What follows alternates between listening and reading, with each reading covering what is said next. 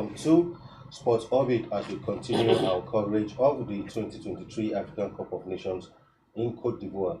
My name is Afa Acho and Salifu Usman is also in the studio with me. Salifu, welcome to Sports Orbit. Thank you, Afa.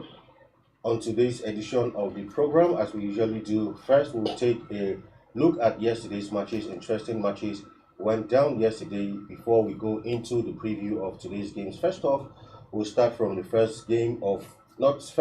games were played simultaneously actually in Group A, that was between Nigeria and Equatorial Guinea, while Equatorial Guinea also took on host Cote d'Ivoire. In the Nigeria game, first of all, that's where we begin.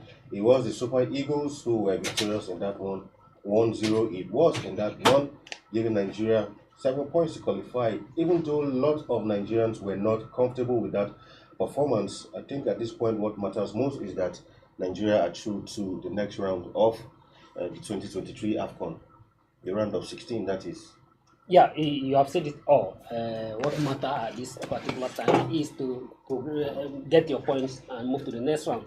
It doesn't matter how you perform, because even though you perform fantastically, you perform well, or it is the same ticket. At the end of the day, still 3 points. Same 3 points and the same ticket has taken you to the next round. It doesn't give you the only advantage that if you score high numbers of goals, or you top your group, the only advantage it may give you is that you may meet the loser from the other group. Yeah. But however, sometimes loser from the other group may even be tougher. Exactly. Maybe a tougher opponent. If you know what happened to the Super Eagles in 2 years ago in Cameroon, we finish as the group winner of our group, and then we meet the best loser who happened to be Tunisia. Unfortunately, we crash out against a team that we consider not too fantastic in the tournament, not to play well in the tournament. So, in as much as Nigerians are not satisfied with the performance of the Super Eagles, but what really matters is the team was able to get the win, what they want, and progress to the next round. And if you look at that match yesterday, and even as far as some people would have expected that Super Eagles would have put on more goal against just a minor team like Guinea-Bissau. Yes, to some level, in my own bit, to some certain area, I give kudos to some of the Super Eagles players. Pesero make a whole lot of changes to the team that defeated Cote d'Ivoire. Almost about four players were new in that team. Awobi was not on the pitch.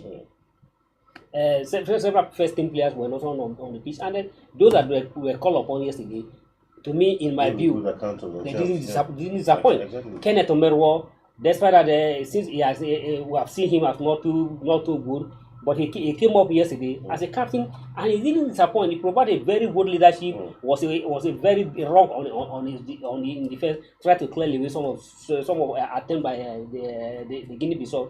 So to me, it's clear. One thing I take the positive thing I take from that match is that at least we have a squad that we can say that if this one is not playing, we will play. If you recall yesterday, I was lamenting here that if we couldn't get a injury to Said will be a very problematic one. That we have Kebibasi play in the front of defense against Iborian, and now if Kebibasi is being deployed to the right wing, who will now play in the front of defense. But you see a change of tactic yesterday. We have Fragonyeka playing in the front of defender, and he did very well. And the other man, Aribo, moved front.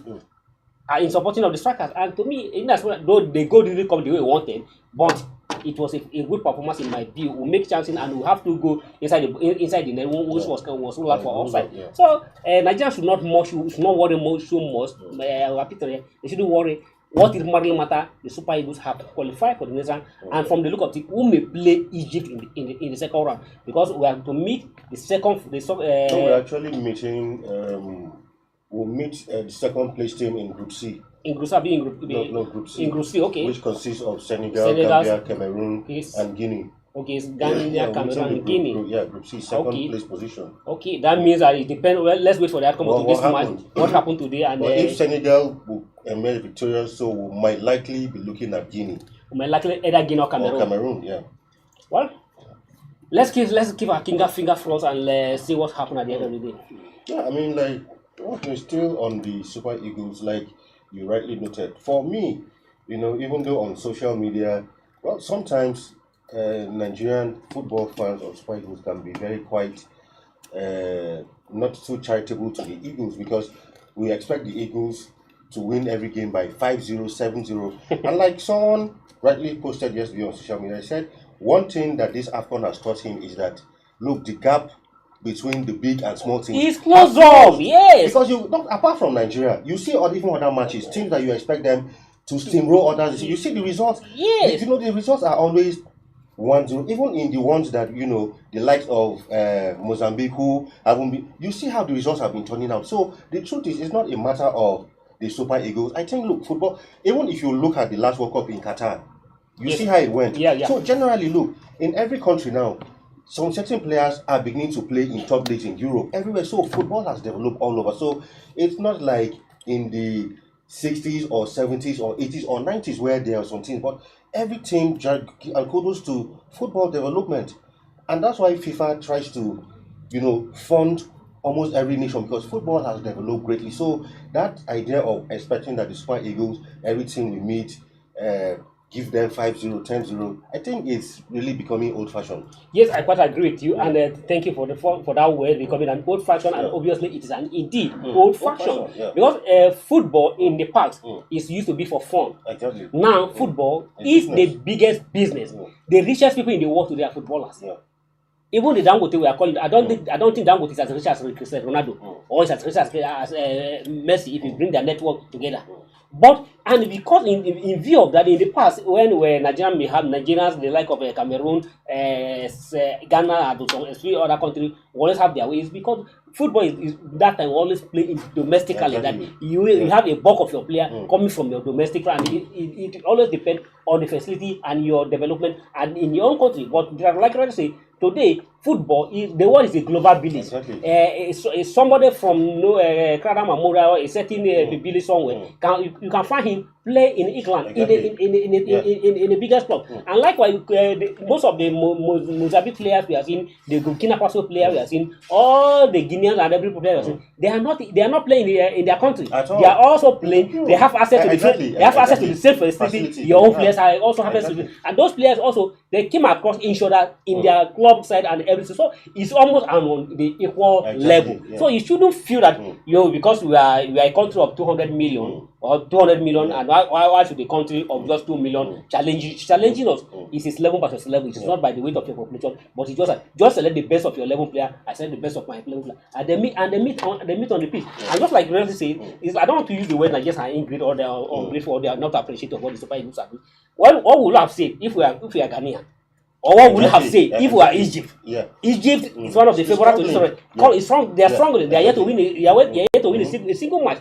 Ghanaian, despite all the whatever have strongly, they are also strong. But we should be commending and to show when the Eagle did well. In that that we demand more for them. We should appreciate the little one they have done and give them more support. They can go. I was listening to one song on the social media, or story on social media by the team of the Super Eagles, where they will say, fellow Nigeria, why are you so worried? Fellow Nigeria, why are you so we will not let you down. I was impressed with that by that song. Why are we so worried? We shouldn't be worried. So far, we are in the competition. Why will we stop the other country? A host nation like yesterday was dropping route, demolition, destroyed. I don't even want to. They were whitewashed. Total humiliation in their own home, in their own home ground, having their fans at their back. They suffer a 4-0. What would we have said if we were in their shoe yesterday? Maybe probably we would have started destroying everywhere today now. Exactly. I mean, like you rightly said, and of course we'll go into that match. I recall against Equatorial Guinea. I mean, for me, when we were previewing that match, we had hoped that, after suffering that defeat to the Super Eagles, the Ivorians will come out smoking against Equatorial Guinea. Because surely, if you had asked me to predict that match, there would have been no way I would have predicted. Even a draw would have been hard for me to predict.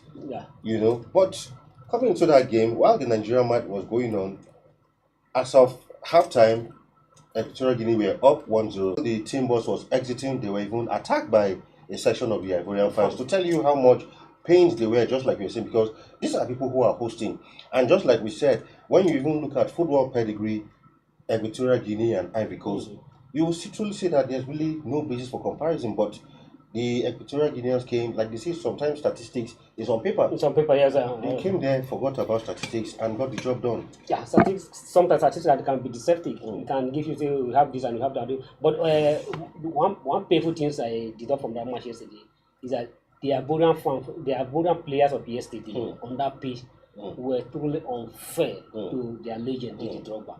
Because I can't be on the pitch, play on the ground, and I look up and see, you can see clearly that either I don't know what is really this one. Should I just get up and enter the pitch? Why should I sit there in my own home, in the front, in my own, before my national color? Everybody, all everywhere, orange by Ivorian color, and here we watch our team being demolished, not just by Nigeria, not just by Ghana, not just by Cameroon, not just by Egypt, but in certain Equatorial Guinea, who are not in any way, just like you say, by statistics or in any way, cannot come closer to Ivorian to defeat Ivory Coast in 4-0 in their form play. Just like you say, if you have asked me to play, I told you yesterday, I said there is no how Ivorians are going to lose this match, the Equatorial Guinea. I never saw it coming. And if you recall, prior to the start of this competition, we clearly see that in as much as Ivorian has a name in football, have a football pedigree, have a name, you can't see a certain play, you can't see any with the deception earlier.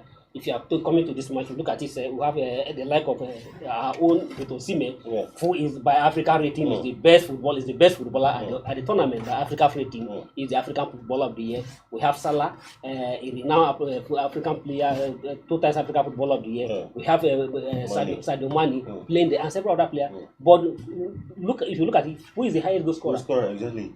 One almost unknown player.